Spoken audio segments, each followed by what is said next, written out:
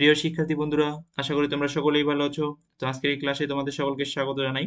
তো আজকে মূলত আমরা এইচএসসি আইসিটি চ্যাপ্টার 3 অর্থাৎ তৃতীয় অধ্যায় যেটার নাম হচ্ছে সংখ্যা পদ্ধতি ও ডিজিটাল ডিভাইস, এই অধ্যায় থেকে আমরা একটা টপিক শিখবো, গুরুত্বপূর্ণ ইম্পর্টেন্ট টপিক। ঠিক আছে, সেটা হচ্ছে ডেসিমেল থেকে অন্যান্য যে বেজে কনভার্সন গুলো আছে, এই কনভার্সন গুলো আমরা জানতে পারবো। ঠিক আছে, অর্থাৎ ডেসিমেল সংখ্যা পদ্ধতি থেকে কোনো একটি সংখ্যাকে অন্যান্য অর্থাৎ অক্টাল, হেক্সাডেসিমেল, ঠিক আছে, তারপর হচ্ছে তোমার বাইনারি, এই সংখ্যা পদ্ধতিগুলোতে কনভার্ট করব বা রূপান্তর করব। ঠিক আছে, তাহলে দেখো, ডেসিমেল থেকে প্রথমে আমরা যেটা শিখবো যে ডেসিমেল থেকে বাইনারিতে রূপান্তর। অ্যাকচুয়ালি ডেসিমেল থেকে বাইনারি রূপান্তর, তারপর আমরা শিখবো ডেসিমেল থেকে অক্টালে রূপান্তর, তারপর আমরা শিখবো ডেসিমেল থেকে হেক্সাডেসিমেল রূপান্তর, এবং পূর্ণাংশ ভগ্নাংশ দুইটা নিয়ম আছে, সেটা আমরা শিখবো। ঠিক আছে, তো যাই হোক, ক্লাসটা শুরু করা যাক।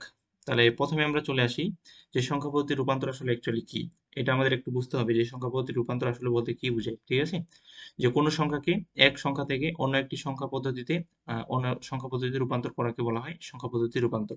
এটা সিম্পলি বোঝাই যায় আসলে অ্যাকচুয়ালি, একটা সংখ্যাকে তুমি এক বেজ থেকে অন্য বেজের সংখ্যায় রূপান্তর করলা, এটাকে বলা হয় সংখ্যা পদ্ধতির রূপান্তর। ঠিক আছে, তো তার আগে আরেকটা কথা বলে নিই, তোমরা যদি এই অধ্যায়ের প্রথম লেকচারটা আমার এখনো না দেখে থাকো তাহলে অবশ্যই দেখে নিবা। এবং অর্থাৎ তোমার যদি বাইনারি, ডেসিমেল, অক্টাল, হেক্সাডেসিমেল এগুলা কি, এই সংখ্যা পদ্ধতিগুলো কিভাবে আসলো, এগুলো নিয়ে যদি কনসেপ্ট ক্লিয়ার না থাকে বা ধারণা না থাকে, তাহলে অবশ্যই এই ভিডিও ডেসক্রিপশনে লিংক দেওয়া থাকবে, সেখান থেকে তুমি প্লে লিস্টের লিংক পেয়ে যাবে এবং A to Z সবগুলো ক্লাস দেখতে পারো। ঠিক আছে, তো সেখান থেকে দেখে নিবা, যদি তোমার জানা থাকে তাহলে তো সমস্যা নেই।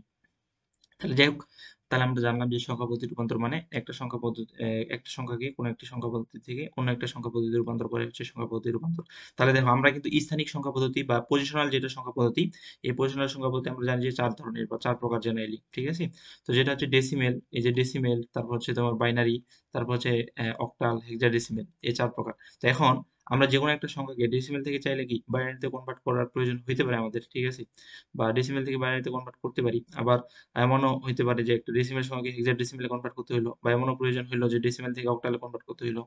আর আরেকটা বিষয়, তোমরা অবশ্যই আশা করি জানো যে কম্পিউটার বাইনারি ছাড়া অন্য কিছু বুঝে না, অর্থাৎ 0 আর 1 ছাড়া অন্য কিছু বুঝে না। এই জন্য যেটাই হোক, ডেসিমেল হোক বা অন্যান্য যে কোনো সংখ্যা হোক না কেন, সেটাকে অবশ্যই বাইনারিতে কনভার্ট করতে হয়। ঠিক আছে, তো এই জন্য এগুলো আমাদের জানা অবশ্যই প্রয়োজন।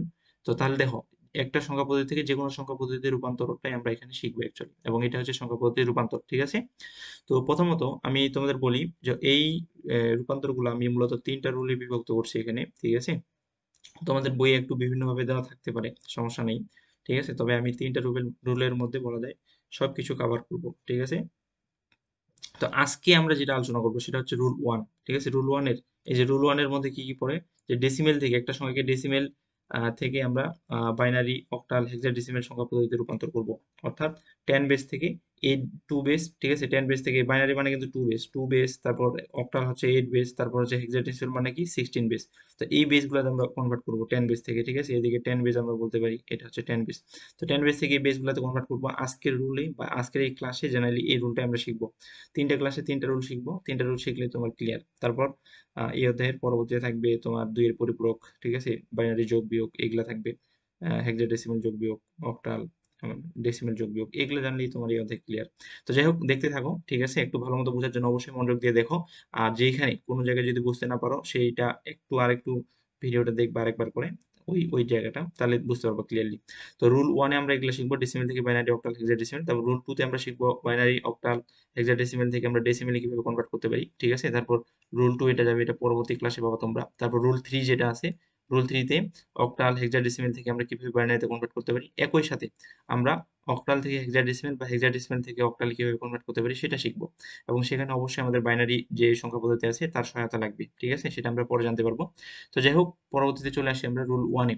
তো রুল 1 এ আমরা কি, যে ডেসিমেল সংখ্যা পদ্ধতি থেকে অন্য যে কোনো সংখ্যা পদ্ধতিতে কোন একটি সংখ্যার রূপান্তর। ঠিক আছে, তার মানে এই যে দেখো এখানে 10 বেস, আমি একটু আগে তোমাদের দেখালাম যে এটা 10 বেস থেকে আমরা কি করব বলো, 10 বেস থেকে 2 বেস, তারপরে 8 বেস, তারপর কি বলো 16 বেস, এই বেসগুলোতে কনভার্ট করব। ঠিক আছে, তাহলে দেখো এই রুলসটা মূলত দুইটা অংশ আছে। ঠিক আছে, অর্থাৎ একটা সংখ্যা জানি আমরা যে একটা সংখ্যাতে পূর্ণাংশ থাকতে পারে এবং ভগ্নাংশ থাকতে পারে, দুইটা অংশ থাকতে পারে। ঠিক আছে, তো এই দুইটা অংশের ক্ষেত্রে এই রুলসটা দুই রকম, তো এটাই আমরা দেখবো এখন। ঠিক আছে, তো একটু খেয়াল করো যে ডেসিমেল সংখ্যা পদ্ধতিতে অন্য অন্য যে কোনো সংখ্যা পদ্ধতিতে রূপান্তরের সাধারণ নিয়মাবলী। তো এখানে একটা বিষয় যে কোনো সংখ্যা একটি বা দুইটি অংশ থাকতে পারে, অর্থাৎ কোনো একটা সংখ্যা পূর্ণ সংখ্যা হইতে পারে বা কোনো একটা সংখ্যা শুধুমাত্র ভগ্নাংশ হইতে পারে। আবার এমন হইতে পারে পূর্ণাংশ আছে ভগ্নাংশ আছে, ঠিক আছে? তো এরকম, তো এই জন্য দুইটি অংশ থাকতে পারে, যেমন একটি হচ্ছে কি পূর্ণাংশ এবং একটি হচ্ছে ভগ্নাংশ। আশা করি তোমরা এই পূর্ণাংশ ভগ্নাংশ সম্পর্কে ক্লিয়ার ধারণা আছে তোমাদের। তো সেটা না ধারণা থাকলেও আমি এখানে বুঝাই দিতে পারি তোমাদের। যেমন কোনো একটা সংখ্যা দেখলাম আমি যে 125.75, মনে করো এটা একটা 10 বেজের সংখ্যা। 10 বেজের সংখ্যাকে আমরা এইভাবে প্রকাশ করি, এটা আসলে আশা করি তোমরা জানো। তো এইখানে যে এই অংশটা আছে, এই যে প্রথম অংশটা আছে, অ্যাকচুয়ালি প্রথম অংশটাকে আমরা পূর্ণাংশ বলবো, ঠিক আছে? তো এই প্রথম অংশটাকে আমরা বলবো পূর্ণাংশ, দ্বিতীয় অংশ যেটা আছে দশমিকের পরে সেটাকে বলবো আমরা ভগ্নাংশ। এটাই জাস্ট। আর অনেক সময় এমন হইতে পারে শুধুমাত্র 125 থাকলো, বা এমন হইতে পারে শুধুমাত্র 0.75 থাকলো বা 0.75 থাকলো। তাহলে শুধুমাত্র 125 থাকলে কি হবে সেটা বলো, সেটা হবে তোমার পূর্ণাংশ। আর 0.75 থাকলে হবে সেটা তোমার কি ভগ্নাংশ, ঠিক আছে? এই জিনিসটা মনে রাখবা। তো যাই হোক আমরা চলে আসি তো পরে। এখানে দুইটা বিষয় আছে আমাদের একটু জানতে হবে, যে আমরা ভাজক, ভাজ্য, ভাগফল, ভাগশেষ এটা আমরা জানি কিনা। তো আমরা কিন্তু যখন ক্লাস 3 4 বা পরবর্তীতে 6 7 ক্লাসগুলোতে কিন্তু ভাজক, ভাগফল, ভাজ্য, ভাগশেষ এগুলা নিয়ে আলোচনা ছিল, এবং সেখানে কিন্তু এগুলা আমরা করে আসছি, ঠিক আছে? তো পূর্বের ক্লাসে যদি আমরা একটু ফিরে যাই অ্যাকচুয়ালি, তো এটা আমি বিস্তারিত একটু করে দেখাচ্ছি, তোমরা জাস্ট এটা মনে রাখো যে ভাজক, ভাজ্য, ভাগফল, ভাগশেষ এইভাবে আমাদের লিখতে হবে আর কি। তো এইখান থেকে আমরা রুলসটা একটু জানি, রুলসটা কি, ঠিক আছে? রুলসটা একটু মনে রাখবে। এটা পূর্ণাংশের ক্ষেত্রে যে রুলসটা আমি এখন বলবো এটা হচ্ছে পূর্ণাংশের ক্ষেত্রে, ভগ্নাংশের ক্ষেত্রে আলাদা রুলস আছে, ঠিক আছে, বা নিয়ম আছে। তো যাই হোক এটা জেনারেলি করতে হবে যেটা, যে চারটা ধাপ আছে, চারটা ধাপ ফলো করলে তুমি একটা সংখ্যাকে যে কোনো ডেসিমেল সংখ্যাকে যে কোনো বেজে কনভার্ট করতে পারবা, ঠিক আছে? তো প্রথমত আমরা রুলটা দেখি যে ধাপ 1 এ যেটা আছে বা ধাপ 1 এ যেটা আছে, যে ডেসিমেল সংখ্যাকে অন্য কোনো সংখ্যা পদ্ধতিতে রূপান্তর করার জন্য দশমিক সংখ্যাকে কাঙ্ক্ষিত সংখ্যা পদ্ধতির বেস বা ভিত্তি, এই যে বেস বা ভিত্তি কিন্তু আমরা জানি যে কোনো একটি সংখ্যা পদ্ধতিতে মোট যতগুলো অঙ্ক ব্যবহার করা হয় তাকে বেস, ওই সংখ্যা পদ্ধতির বেস বা ভিত্তি বলা হয়, ঠিক আছে? তো যেমন বাইনারির ক্ষেত্রে আমরা জানি বেস হচ্ছে 2, এই জন্য 2 দিয়ে, এবং অক্টালের ক্ষেত্রে 8, এবং হেক্সাডেসিমেলের ক্ষেত্রে কি বলো 16, ঠিক আছে? এত দ্বারা ভাগ করতে হবে এবং ভাগশেষটিকে সংগ্রহণ করতে হবে। দেখো এই যে ভাগ করবা, বেস দিয়ে ভাগ করবা, বেস দিয়ে ভাগ করবা মানে কি ভাজকটা হবে বেস অ্যাকচুয়ালি, ঠিক আছে? ভাজকটা হবে বেস। আর যেটা ভাগ, যাকে ভাগ করবা সেটা হচ্ছে ডেসিমেল সংখ্যা, ভাগফলটা এখানে পাবা, আর ভাগশেষ যেটা থাকবে সেটা এদিকে কালেক্ট করবে, এই যে এখানে কালেক্ট করবা, ঠিক আছে? এই জিনিসগুলো মনে রাখবা, একটু পরে আমি এটা বিস্তারিত দেখাবো, সমস্যা নেই। তো তারপর চলে আসি ধাপ 2 এ যেটা আমরা করবো অ্যাকচুয়ালি, যে প্রাপ্ত ভাগফলকে আবার কাঙ্ক্ষিত সংখ্যা পদ্ধতির বেস বা ভিত্তি দ্বারা ভাগ করে ভাগশেষটি সংগ্রহণ করতে হবে। মানে যে ভাগফলটা পাইলাম সে তাকে আবার ভাগ করতে হবে, এভাবে ভাগ করে ভাগশেষটা সংগ্রহণ করতে হবে, অর্থাৎ ভাগশেষটা আমরা কালেক্ট করব, ঠিক আছে? তো তারপর বলা হয়েছে যে এই ভাগ পদ্ধতি পর্যায়ক্রমে করতে হবে যতক্ষণ না ভাজ্য বা ভাগফল শূন্য হয়। তো শোনো এখানে একটা বিষয় আছে, ভাজ্য বা ভাগফল মানে কি, যেটাকে আমরা ভাগ করতেছি সেটাই কিন্তু কি বলতো ভাজ্য। আবার সেটার যে একটা রেজাল্ট আসতেছে সেটাই আবার কি হয়ে যাচ্ছে, ভাগফল হয়ে যাচ্ছে না, এটাই। তাহলে যতক্ষণ পর্যন্ত ভাজ্য বা ভাগফল যেকোনো আমরা বলতে পারি, সবার শেষে যেটা থাকবে, যেমন এটা এখন ভাগফল আছে, একটু পরেই কিন্তু এটাকে ভাগ দিলে আবার কি হয়ে যাবে, ভাজ্য হয়ে যাবে। তো এই ভাজ্য বা ভাগফল যেটা আমরা বলি না কেন, সেটা যদি শূন্য হয় তো তাহলে আর আমরা ভাগ করব না। যে যতক্ষণ পর্যন্ত শূন্য না হয় ততক্ষণ পর্যন্ত আমরা ভাগ করব, এই কথাটাই বোঝানো হয়েছে, ঠিক আছে? একটু পরে তোমরা বিস্তারিত বুঝতে পারবা। তো যখন আমি দেখাবো, উদাহরণগুলো করে দেখাবো, ঠিক আছে? তো তারপর আমরা চতুর্থ ধাপে আসি, যে সংরক্ষিত ভাগশেষগুলো সাজিয়ে, সাজিয়ে বলতে এটা বোঝায় যে সর্বশেষ থেকে প্রথমটি পর্যন্ত, অর্থাৎ শেষ থেকে শুরু পর্যন্ত নিতে হবে আমাদের অ্যাকচুয়ালি, ঠিক আছে? ভাগশেষগুলো তো লিখলে যে সংখ্যাটি পাওয়া যাবে তাই হবে রূপান্তরিত কাঙ্ক্ষিত সংখ্যা পদ্ধতির সংখ্যা, ঠিক আছে? অর্থাৎ কাঙ্ক্ষিত পদ্ধতির সংখ্যা। তো আশা করি আমরা বুঝতে পারছি চারটা ধাপ। এখন এমন হতে পারে যে তুমি কথাগুলো শুনে কিছুই বুঝলে না, সমস্যা নাই, আমরা এখনই তো উদাহরণ দেখবো নাকি? উদাহরণ দেখলে এগুলা তোমার এমনিই মনে চলে আসবে, দুইটা উদাহরণ দেখলেই দেখবা যে এগুলা মনে চলে আসে বা এগুলা তুমি পারতেছো, ঠিক আছে? তো যাই হোক, আর এগুলো একটা কাজ করবা তোমরা, তোমাদের বইয়েও কিন্তু এগুলা দেওয়া আছে, বই থেকে তুমি দেখতে পারো চাইলে, এবং তুমি চাইলে নোট করে নিতে পারো, নোট করে নিলে সবচেয়ে বেস্ট হয় আর কি। নোট করে রাখলা তাহলে পরবর্তীতে এটা পড়েও মনে আসবে, ঠিক আছে? তো যাই হোক আমরা একটু উদাহরণ দেখে নিই। তো এটা কিন্তু আমরা প্রথমেই একটা কনসেপ্ট আমি তোমাদের বলে দিই। আমি বললাম যে তোমাদের ভাজ্য, ভাগশেষ, ভাগশেষ, ভাগফল এগুলো আমি বিস্তারিত দেখাবো। তো এখানে আসি দেখো। তো আমরা একটা জেনারেল আগের ক্লাসে ফিরে যাই নাকি? প্রাইমারিতে একটু ফিরে যাই। তো প্রাইমারিতে ফিরে গেলাম মনে করো, ঠিক আছে? তারপর এখানে দেখো যে আমরা 100 কে ভাগ দিচ্ছি কি দিয়ে বলো? 20 দিয়ে। 100 কে ভাগ দিচ্ছি আমরা 20 দিয়ে, ঠিক আছে? বা 20 দিয়ে আরকি। 20 দিয়ে 100 কে ভাগ দিলে কি হয়? 5 20 100 হয়, এটা আমরা জানি। তো এইজন্য ভাগফল হয় কি বলো? ভাগফল হয় 5। আর ভাগশেষ কি হয়? 0। কারণ 100 থেকে 100 বাদ দিলে যেটা থাকে সেটাই ভাগশেষ অ্যাকচুয়ালি, ঠিক আছে? 0 থাকে। আর যেটা দিয়ে আমরা ভাগ করলাম অ্যাকচুয়ালি সেটাকে বলা হয় ভাজক। এই যে যেটা দিয়ে ভাগ করলাম সেটাকে বলা হয় ভাজক। আর যাকে আমরা ভাগ করলাম, কাকে ভাগ করছি বলো তো? 100 কে ভাগ করছি। এই যে 100 কে যে ভাগ করছি, 100 হচ্ছে আমাদের কি বলো? 100 কে যেটা ভাগ করছি, 100 হচ্ছে এখানে ভাজ্য। ঠিক আছে? এখানে ইন্ডিকেট করা আছে তীর চিহ্নগুলা দিয়ে। এটা হচ্ছে আমাদের ভাজ্য, এটা হচ্ছে আমাদের ভাগফল, তারপর এটা হচ্ছে আমাদের ভাজক, এটা হচ্ছে আমাদের ভাগশেষ, ঠিক আছে? আশা করি বুঝতে পারছো। তো এই ফিগারটাকেই আমরা এখন কিভাবে লিখবো বলতো? এই যে ভাজ্য, এই যে ভাজক, ভাজক মানে যেটা দিয়ে আমরা ভাগ করবো অ্যাকচুয়ালি সেটা হচ্ছে ভাজক। এই ভাজকটা কি হবে? আমরা যে রুলস পড়লাম, ভাজকটা হবে অ্যাকচুয়ালি বেস, যে বেসে আমরা কনভার্ট করতে যাচ্ছি, ঠিক আছে? তো ভাজ্য যেটা আছে যাকে আমরা ভাগ করবো সেটা কি বলো? ডেসিমেল সংখ্যা যেটা আছে অ্যাকচুয়ালি ডেসিমেল সংখ্যা, ঠিক আছে? ডেসিমেল সংখ্যা বা ডেসিমেল ডিজিটটা অ্যাকচুয়ালি। আর ভাগফল কি বলো? ভাগ করে যেটা আসবে রেজাল্ট সেটাই। ভাগশেষ কি বলো? ভাগশেষ ভাগ করার পরে এই যে এখানে বাদ দেওয়ার পরে যেটা আসবে সেটাই, ঠিক আছে? তো এটাই আমরা এখন দেখবো, যে প্রথমে আমরা দেখে নিই যে ডেসিমেল থেকে বাইনারিতে রূপান্তর, ঠিক আছে? অর্থাৎ একটা সংখ্যাকে ডেসিমেল থেকে বাইনারি সংখ্যা পদ্ধতিতে রূপান্তর করব। তো এটা আমরা উদাহরণ এক আছে, এক নম্বর উদাহরণটা আগে দেখে নিই। উদাহরণ একে কি বলা হয়েছে বলো? যে ডেসিমেল 99 যে সংখ্যাটা আছে একে বাইনারি সংখ্যায় রূপান্তর করো বা রূপান্তর করা হলো। তো এখানে সমাধানটা দেওয়া আছে যে সংখ্যাটি হলো 99 অ্যাকচুয়ালি এবং 10 বেজে সেটা, ঠিক আছে? তো এই জন্য আমরা তাহলে কি করব? যে 99 ডেসিমেল সংখ্যাটা আছে সেটাকে আমরা বেস দিয়ে ভাগ করব, কারণ আমরা বাইনারিতে কনভার্ট করবো এই জন্য 2 দিয়ে ভাগ দিব। কারণ আমরা জানি যে বাইনারির বেস কত? 2, ঠিক আছে? এই যে বাইনারি বেস কিন্তু 2, এটা এই যে 2 এখানে দিয়ে 2 দিয়ে যে ভাগ দিয়েছি এটা অ্যাকচুয়ালি বেস, মনে রাখবা এটা হচ্ছে বেস। তো 2 দিয়ে আমরা ভাগ দিলাম, তো 99 কে 2 দিয়ে, এটা হচ্ছে ডেসিমেল ডিজিট অ্যাকচুয়ালি। তো 2 দিয়ে যদি 99 কে ভাগ দিই তাহলে কত আসে? 49 আসে বা 49 আসে। 49 দুগুণা জানি আমরা 98, ঠিক আছে? তো 49 আসলো আমাদের ভাগফল এবং ভাগশেষ কি আসবে তাহলে? 99 থেকে 98 বাদ দিলে কি হয়? 1 থাকে। এই যে 1 এই জন্য আমরা এখানে লিখছি। বুঝে গেছি? তারপরে আমরা আবার 49 কে আমরা ভাগ দিব। কারণ যতক্ষণ পর্যন্ত আমাদের এই ভাগফলটা শূন্য না হয় বা ভাজ্যটা শূন্য না হয়, এই যে এখানে শূন্য হয়েছে, শূন্য এখানে স্টপ দেওয়া হয়েছে। তো যতক্ষণ পর্যন্ত শূন্য না হয় ততক্ষণ পর্যন্ত আমরা ভাগ করতে থাকবো, ঠিক আছে? তারপর 24 যেটা 49 কে আমরা 2 দিয়ে ভাগ দিলে আবার কি হয়? 2 দিয়ে ভাগ দিলে আবার 24 হয় বা 24 হয়। 24 দুগুণ 48 যেটা আমরা জানি। তো 49 থেকে 48 বাদ দিলে কত হয়? ভাগশেষ হয় 1। এই যে 1 এখানে লিখছি ভাগশেষটা, ঠিক আছে? আমাদের ভাগশেষটা কিন্তু কালেক্ট করতে হবে পরবর্তীতে।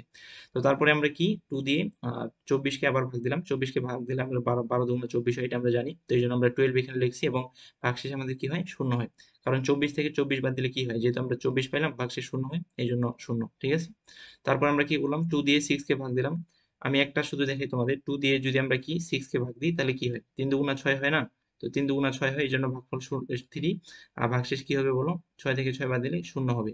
তো এইটাই লেখা হয়েছে এখানে দেখো, ভাগফল 3, এই যে ভাগফল এটা 3 অ্যাকচুয়ালি, আর ভাগশেষ কি বলো? শূন্য, ঠিক আছে? এই যে ভাগশেষ শূন্য এখানে,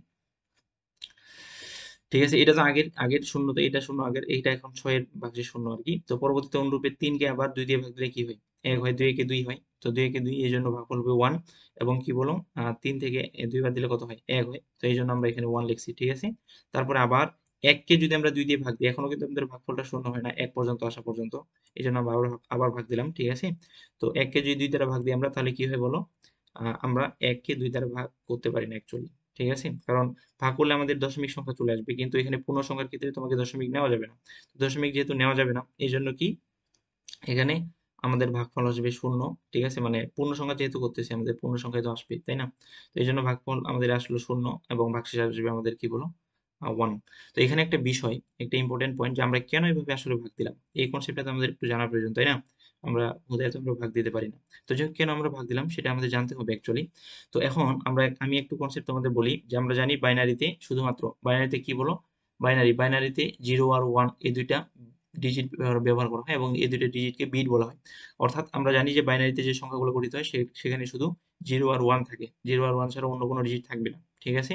তো এখন কোনো একটা সংখ্যাকে যদি 2 দ্বারা ভাগ দেওয়া হয় তাহলে ভাগশেষ কি হবে বলতো? হয় 0 হবে না হয় 1 হবে।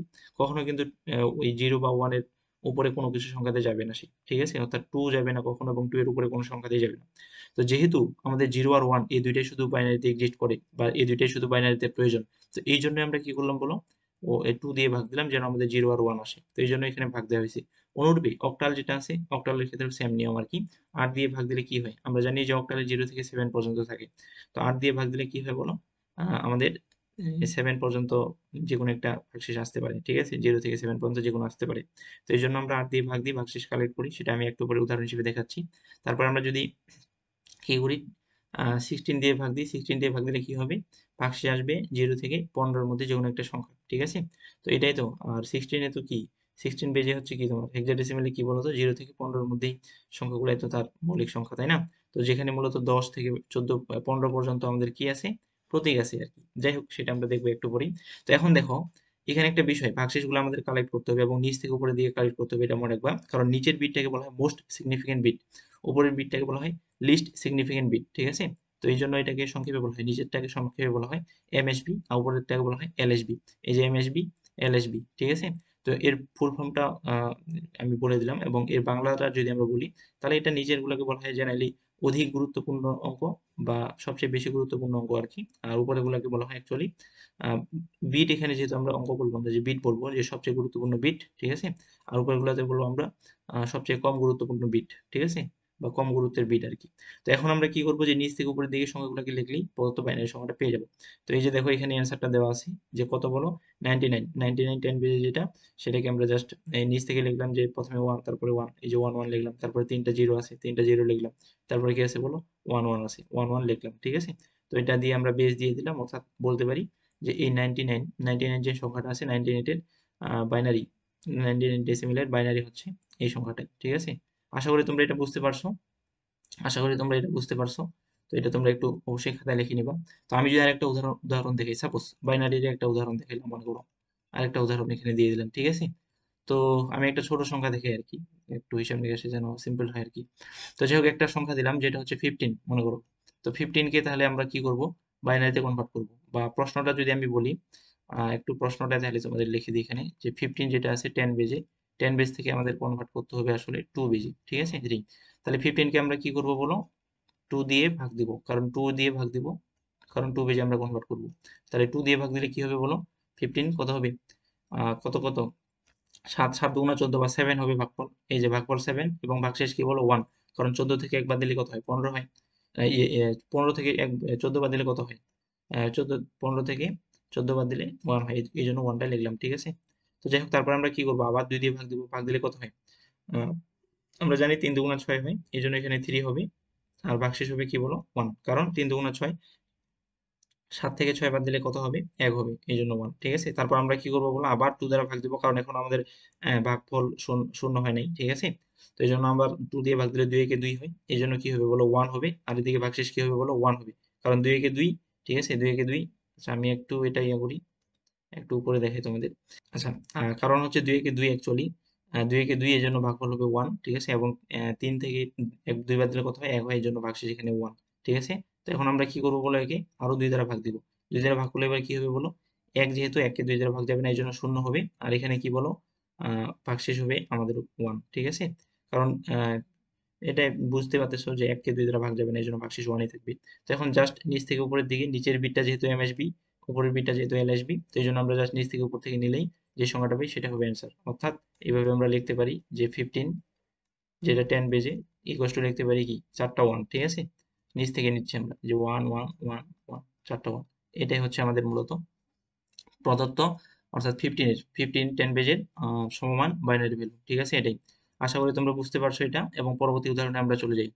তো পরবর্তী উদাহরণ হচ্ছে ডেসিমেল থেকে অক্টাল রূপান্তর অ্যাকচুয়ালি। তো এখানে দেখো উদাহরণ একে, যে ডেসিমেল যেটা হচ্ছে 469, ঠিক আছে, অর্থাৎ 469, ঠিক আছে, 469 আর কি। যে 10 বেজের সংখ্যাটা আছে, এই 10 বেজের সংখ্যাকে আমরা কি অক্টাল সংখ্যায় রূপান্তর করব।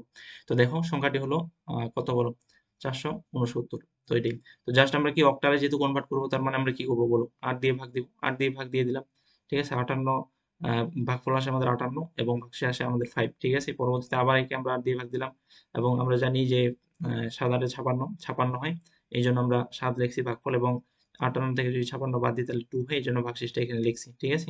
পরবর্তীতে আবার ভাগ দিলাম 7কে, দেখতেছি 7কে 8 দ্বারা ভাগ যায় না, এই জন্য ভাগশেষ 7ই হবে, ঠিক আছে। এটাই।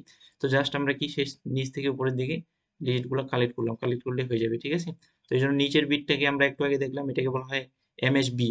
কিন্তু এইখানে মনে রাখবে একটা জিনিস, এমএসবি এক্ষেত্রে আমরা বিট বলবো না অ্যাকচুয়ালি, কারণ আমরা জানি যে ডেসিমেল, হেক্সাডেসিমেল এবং অক্টাল এই সংখ্যা পদ্ধতিতে এগুলোকে বলা হয় ডিজিট, শুধুমাত্র বাইনারিতে 0 আর 1 কে বলা হয় বিট, ঠিক আছে।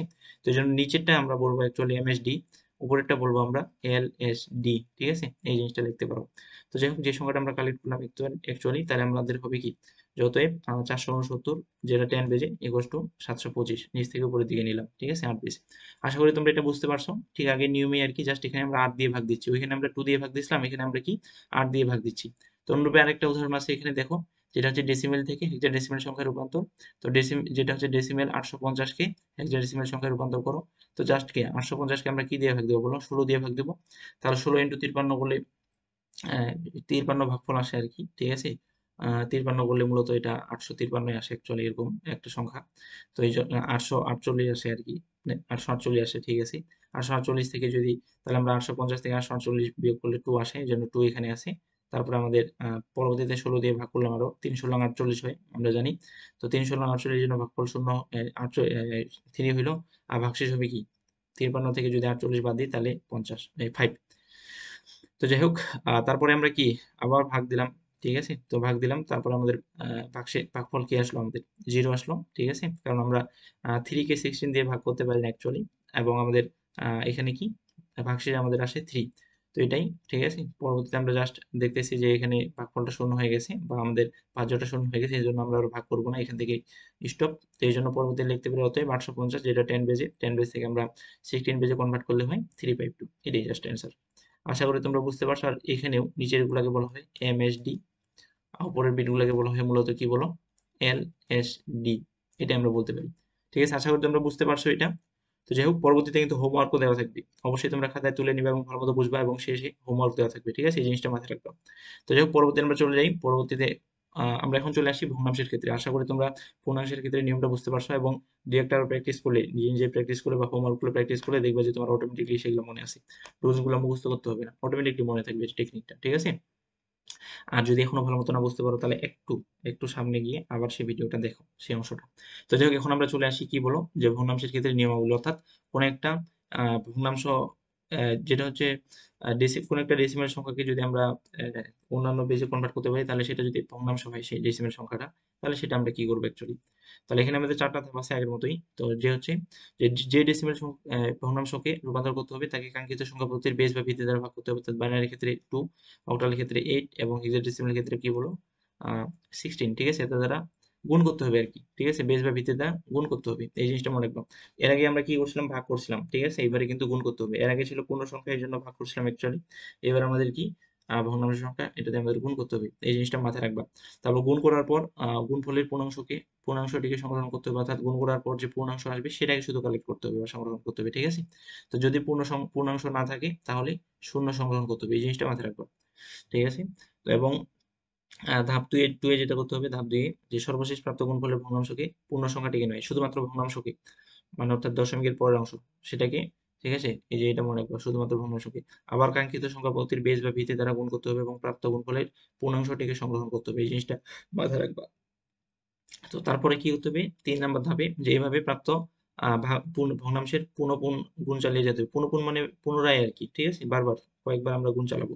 তো চালাবে হবে যতক্ষণ পর্যন্ত না কি হয়, কতবার গুণ চালাবো, যে যতক্ষণ পর্যন্ত না সম্পূর্ণ,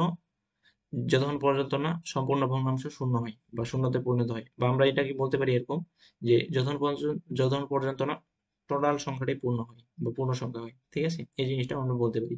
একটু পরে উদাহরণ দেখলে সেটা বুঝতে পারবো সিম্পলি, ঠিক আছে। এখানে যদি একটু তোমার এই মুহূর্তে মাথায় না ঢোকে, সমস্যা নেই, উদাহরণ দেখলে বুঝতে পারবো। তো যাই হোক, তারপর আমরা ধাপ 4 এ আসি, যে সংরক্ষিত পূর্ণাংশগুলো বা অঙ্কগুলোকে রেডিক্স পয়েন্ট মানে কিন্তু দশমিক বিন্দুটা অ্যাকচুয়ালি, যেটা আমরা ডেসিমেলে দশমিক বলে থাকি, আর বাইনারিতে বাইনারি পয়েন্ট বলে থাকি, অক্টালে অক্টাল পয়েন্ট, এবং হেক্সাডেসিমেলে হেক্সাডেসিমেল পয়েন্ট, ঠিক আছে। এটা কিন্তু আমার প্রথম ভিডিওতে, প্রথম লেকচারে বিস্তারিত আলোচনা করা হয়েছে, সেটা তোমরা না দেখে থাকলে লিঙ্ক দেওয়া আছে, অবশ্যই দেখে নিবা। তো এত দিয়ে প্রথম থেকে সর্বশেষ পর্যন্ত সাজিয়ে লিখলেই রূপান্তরিত সংখ্যার ভগ্নাংশ পাওয়া যাবে, ঠিক আছে। তো অর্থাৎ এই 4টা ধাপ তোমাকে ফলো করতে হবে অবশ্যই। এই 4টা ধাপ তুমি এখন কি করবে বলো, খাতায় সুন্দর করে লিখে নিবা, ঠিক আছে। বই ওইগুলো দেওয়া আছে, খাতায় সুন্দর করে লিখে নিবা, লেখা থাকলো, সমস্যা তো নাই। তাহলে পরবর্তীতে যে কোনো সময় দেখলে মনে থাকবে, ঠিক আছে। তো এখন আমরা উদাহরণ দেখি। এখন সাপোজ লেখো তুমি, পরে দেখো তুমি ক্লিয়ারলি বুঝতে পারলে না, সমস্যা নাই। আমরা এখন উদাহরণ দেখলে সবকিছু ক্লিয়ার হয়ে যাবে আগের মতো, ঠিক আছে। পূর্ণাংশের মতো সবকিছু ক্লিয়ার হয়ে যাবে। তাহলে আসি আমরা উদাহরণ দেখি। তো প্রথম উদাহরণে দেওয়া আছে যে পয়েন্ট বা দশমিক, দশমিক 8125, ঠিক আছে। বা ইংলিশে বললে আমরা 8125, ঠিক আছে। তো যেটা 10 বেজে আছে আর কি, 10 বেজে আছে। আর একটা বিষয়, তোমাদের প্রশ্ন অনেক সময় বাংলাতেও থাকতে পারে, অনেক সময় ইংলিশেও থাকতে পারে। যদি বাংলায় থাকে, সৃজনশীল আর কি, যদি বাংলায় লেখা থাকে অবশ্যই তোমাকে বাংলায় লিখতে হবে, ইংলিশে লেখা থাকলে অবশ্যই ইংলিশে লিখতে হবে, ঠিক আছে। তো এই জন্য আমি বাংলা ইংলিশ দুইটা দিয়ে উদাহরণ দেখেছি আর কি, এখানে বাংলায় দেখেছি, বা 1 2 3 4 এ দেখেছি। তো যেহেতু এটাকে বাইনারি সংখ্যায় রূপান্তর করো, তাহলে আমাদের কি করতে হবে বলো, ভগ্নাংশটাকে গুণ করতে হবে। কি দিয়ে গুণ করতে হবে, প্রথম ধাপ অনুযায়ী বেস দিয়ে গুণ করতে হবে। তাহলে দেখো, ভগ্নাংশ অংশটা পয়েন্ট 8125, ঠিক আছে। এটাকে আমরা গুণ দিব 2 দ্বারা, 2 দ্বারা গুণ করলে আমাদের গুণফল আসবে এটা। এটা কিন্তু আমাদের গুণফল অ্যাকচুয়ালি। এই গুণফলটাকে আমরা কি করবো এখন বলো, এই গুণফলটাকে দুইটা অংশে বিভক্ত করবো, একটা হচ্ছে ভগ্নাংশের অংশ, একটা পূর্ণাংশের অংশ। এই যে ভগ্নাংশের অংশটা আছে, এই ভগ্নাংশ অংশটাকে আমরা কালেক্ট করলাম এখানে, পূর্ণাংশ অংশ কালেক্ট করলাম এখানে, ঠিক আছে। তাহলে পূর্ণাংশ হচ্ছে 1 ছিল, দশমিকের আগে 1 ছিল, এই জন্য পূর্ণাংশ 1। ভগ্নাংশের দশমিকের পরে কি ছিল, 6 2 5 ছিল, এই জন্য দশমিক 6 2 5, ঠিক আছে। তো এখন আমরা কি করব, ভগ্নাংশকে, এই ভগ্নাংশটাকে আবার বেস দ্বারা গুণ দিব আর কি, ঠিক আছে। কতক্ষণ পর্যন্ত গুণ দিব, যতক্ষণ পর্যন্ত ভগ্নাংশটা, ভগ্নাংশের যে অংশটা আছে সেটা শূন্য না হয়, বা বলতে পারি যতক্ষণ পর্যন্ত সেটা একটা পূর্ণ সংখ্যা না হয়, ঠিক আছে। টোটাল আর কি পূর্ণ সংখ্যা না হয়, এই জিনিসটা আমরা করতে থাকবো। তো যাই হোক, তাহলে আমরা দেখো কি করলাম, যে এখানে আবার গুণ করলাম, ঠিক আছে, 2 দ্বারা, যে 6 2 5 কে গুণ করলে আমাদের 1.25 আসে, এবং যেটা আমাদের পরবর্তীতে এখানে 1 যেটা আছে, 1 হচ্ছে পূর্ণ সংখ্যা, এই যে 1, তারপর হচ্ছে আমাদের 1 হচ্ছে পূর্ণ সংখ্যা, 0.25 বা 25 হচ্ছে আমাদের ভগ্নাংশ সংখ্যা। তো এখানে একটা বিষয় মনে রাখবা, এখানেও আমি তোমাদের একটু বলে দিই যে কেন আমরা গুণ করতেছি, এই জিনিসটা তো একটু আমাদের জানা প্রয়োজন, তাই না? কারণ দেখো, আমরা কাকে গুণ করতেছি বলো, ভগ্নাংশকে গুণ করতেছি। একটা কোনো ভগ্নাংশ, এমন একটা, এখানে ভগ্নাংশ মানে কি বোঝায়, কোন একটা সংখ্যার ভগ্নাংশ পার্ট মানে কি, সেটা 1 এর থেকে নিশ্চয়ই ছোট হবে। তো 1 এর থেকে ছোট কোন একটা সংখ্যাকে যদি আমরা তার বেস দ্বারা গুণ করি, তাহলে নিশ্চয়ই সেটা 1 দশমিক সামথিং হবে। যেহেতু বেস 2 এখানে 1 দশমিক সামথিং হবে, সেটা কিন্তু কখনোই 2 এর বেশি যাবে না। তো 1 দশমিক যেহেতু সামথিং হবে, তার মানে আমরা বলতে পারি হয় সেটা 1 দশমিক সামথিং হবে, না হয় সেটা 0 পয়েন্ট সামথিং ও হতে পারে, ঠিক আছে। তাহলে এখন বলতে পারি আমরা তাহলে যে তার পূর্ণাংশটা অলওয়েজ, তাহলে কি আসবে বলো, তার পূর্ণাংশটা অলওয়েজ আসবে হয় 0 না হয় 1, হয় 0 না হয় 1। তো এই জন্যই তার পূর্ণাংশটা এখানে আমরা 1 1 পাচ্ছি, কখনোই কিন্তু 2 ক্রস করবে না, ঠিক আছে। এই জিনিসটা মনে রাখবো। কারণ 2 কখন হবে বলো, 2 ইনটু 1 করলেই না 2 হবে। আর 2 ইনটু সামথিং যদি আমরা করি, যে 2 ইনটু সামথিং যদি আমরা করি, 0 পয়েন্ট সামথিং, 0 পয়েন্ট মনে করো কি 70, এরকম যদি আমরা করি, তাহলে কত হবে এটা বলো, এই যে 1.4 বা 4 0, ঠিক আছে, এরকম হবে না। তো তখন কি এইটা অলওয়েজ তোমরা বলতে পারো যে সামনে যেই পূর্ণাংশটা আছে, পূর্ণাংশটা অলওয়েজ তোমরা একটা 0 অথবা 1 পাবা। তো 0 কখন পাবা, সাপোজ আমরা এরকম বললাম যে 2 ইনটু 0.25 দিলাম, তাহলে কি হয় বলো, গুণ করলে 0.50। আচ্ছা, এটা আমি ইংলিশে দেখলাম আর কি, 0.50, তার মানে দেখো এটা কি আসলো, 0 আসলো। তার মানে আমরা বলতে পারি যে পূর্ণাংশটা অবশ্যই 0 না হলে 1 আসবে, পরের অংশটা একটা অন্য কিছু আসবে, ঠিক আছে। এই জন্যই আমরা আসলে গুণ করি, এই জিনিসটা একটু মাথায় ঢুকাই নিবা। মানে তুমি যদি রিয়েলাইজ করে জিনিসগুলো বুঝো, পড়ো, তাহলে কিন্তু বেশি মনে থাকবে।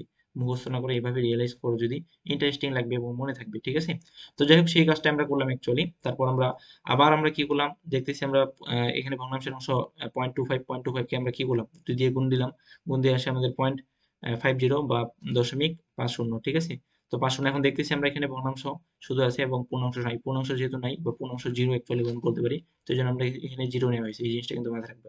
তারপরে আমাদের আবার 0.50 বা 0.50 কে আবার 2 দ্বারা ভাগ দিলাম, গুণ করলাম, গুণ করে আমাদের কি আসলো বলো, 1 আসলো, পুরোপুরি 1, কারণ 1.00 এরকম আসে, তো 0 0 না লিখলেও তো সমস্যা নেই, 1, ঠিক আছে, একটা পূর্ণ সংখ্যা।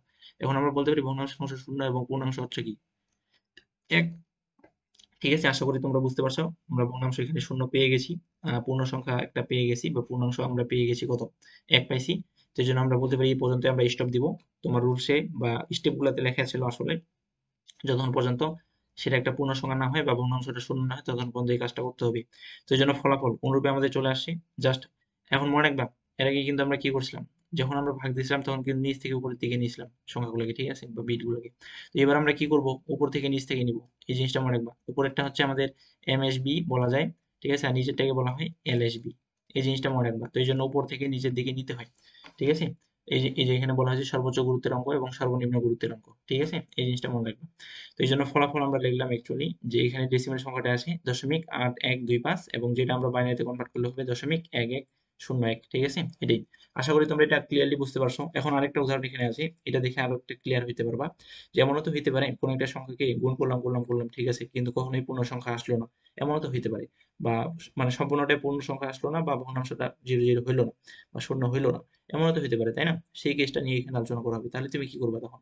তো যাই হোক, যেমন এখানে দেওয়া আছে প্রশ্নটা, উদাহরণটা, যে 0.77 10 বেজের বা দশমিক সংখ্যা এটা একটা, তো এটাকে বাইনারিতে সংখ্যায় রূপান্তর করো, ঠিক আছে। জাস্ট আগের মতোই কাজটা করা হয়েছে বারবার করে। তো বারবার কাজ করে দেখতেছি যে গুণফল কখনোই কি আসে না, একটা পূর্ণ সংখ্যা আসে না। অটোমেটিকলি অলরেডি কয়বার গুণ দিচ্ছে দেখো, 1 2 3 4 5 6, অলরেডি 6 বার গুণ দিয়ে ফেলছি। তো 6 বার গুণ দিয়েও যদি না আসে, তাহলে আর গুণ, মানে বলা যায় যে এটা পরবর্তীতে আরো গুণ, যত তুমি গুণ দিতে থাকো আসবেই না, ঠিক আছে। কারণ 6 বারই সে আসে নাই।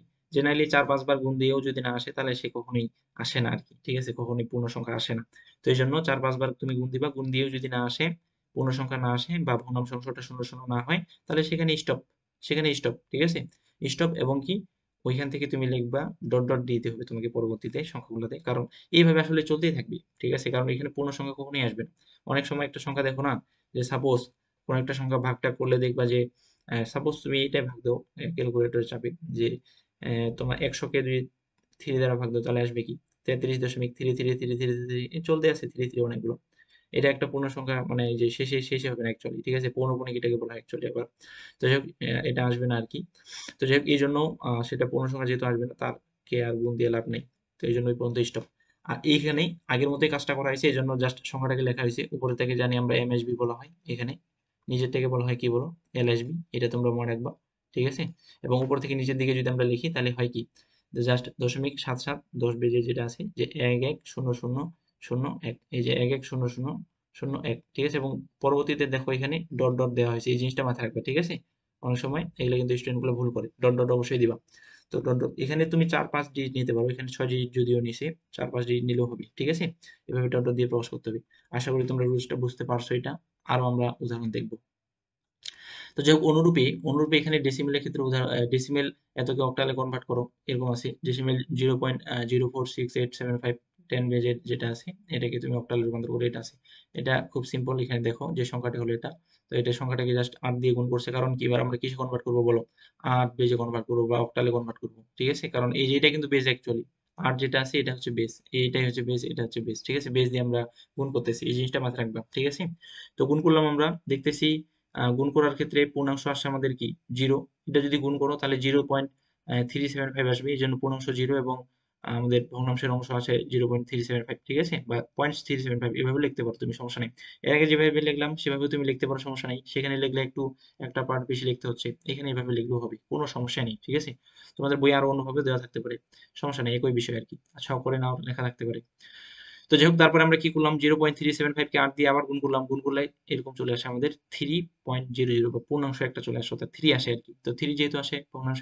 পার্টটি যেহেতু নাই তো এই পর্যন্ত তাহলে আমরা স্টপ দিব এই জন্য আমরা কি পরবর্তীতে 0.0467 6875 10 বেজে এই সংখ্যাটাকে আমরা জাস্ট আমরা বলতে পারি 0.38 0.03 আর কি আসে এবং যেটা 8 বিজের সংখ্যা ঠিক আছে এটাই তো এটাই হচ্ছে অ্যান্সার এইভাবে করতে হবে অ্যাকচুয়ালি তারপর অনুরূপী উদাহরণ আছে যে আরেকটা যে এবার ডেসিমেল এতকে হেক্সাডেসিমেল সংখ্যায় রূপান্তর করো অর্থাৎ হেক্সাডেসিমেলের এখানে একটা উদাহরণ আছে তাহলে আমরা কি করবো বলো আমরা যদি অক্টালে কনভার্ট করি অক্টালের ক্ষেত্রে আমরা 8 দিয়ে গুণ দিলাম তাহলে এবার হেক্সাডেসিমেল যেহেতু 16 দিয়ে গুণ দিতে হবে কারণ এর বেশ হলো তো এই জন্য 16 দিয়ে গুণ দেওয়া হয়েছে তো যে সংখ্যাটা আছে 0.850 ঠিক আছে তো 0.850 কে 16 দ্বারা গুণ করলে কি হয় বলো 13 হয় বা 13 হয় পূর্ণাংশ ঠিক আছে তো 13 হয় এবং ভগ্নাংশ যেটা হয় 60 হয় তো এই জন্য আমরা 13 এখন শোনো একটা জিনিস তুমি মাথায় মনে রাখবা যে এখন একটা জিনিস মনে রাখবা হেক্সাডেসিমেলে যেটা হয় হেক্সাডেসিমেলে যেটা হয় হেক্স আমি হেক্স লিখলাম এখানে তো যেটা এ এর সমমান